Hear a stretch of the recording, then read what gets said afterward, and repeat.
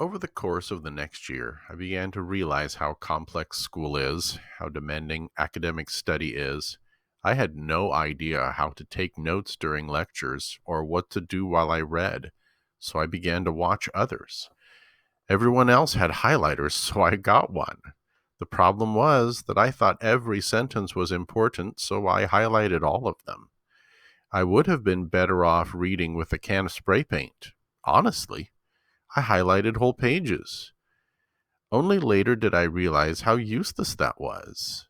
I began to ask others if I could use their notes to learn from them what was essential to write down and how to organize it on the page.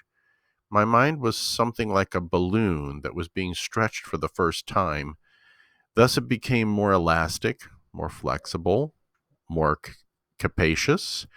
I began to understand how academic classes worked, to recognize the different demands made on writers, readers, thinkers, and speakers.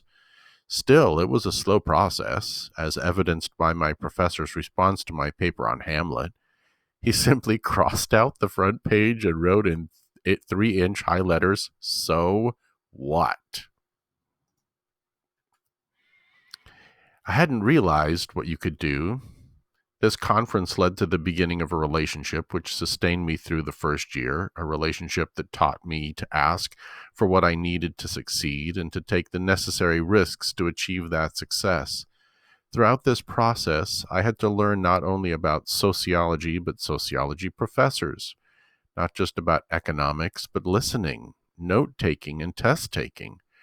Gradually, my investment began to show returns. I earned C's on my papers and tests and could learn from those mistakes so I could do better next time.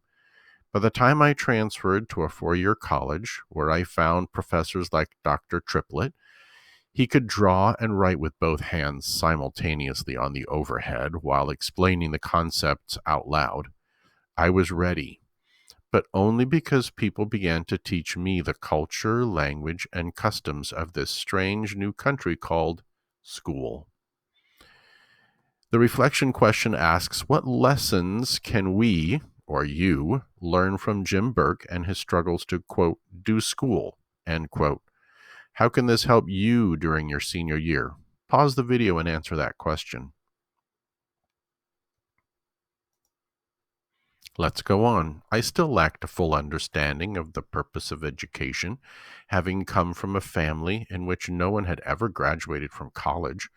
I thought you went to college to make money, which is why I majored in economics, until a summer job with kids revealed that my gifts lay elsewhere. By the time I graduated from college, I was already teaching kids with developmental disabilities. Soon thereafter, I joined the Peace Corps and went to teach similar kids in Tunisia, an experience that required me to learn to speak Arabic. But by that point, I knew how to learn. More important, I knew that I could learn. 2 years later, having created a small school in the back of a mosque for kids with learning disabilities, I came home and completed the courses I needed to become an English teacher, which is all I dreamt of doing after reading on my veranda in Tunisia the last 2 years.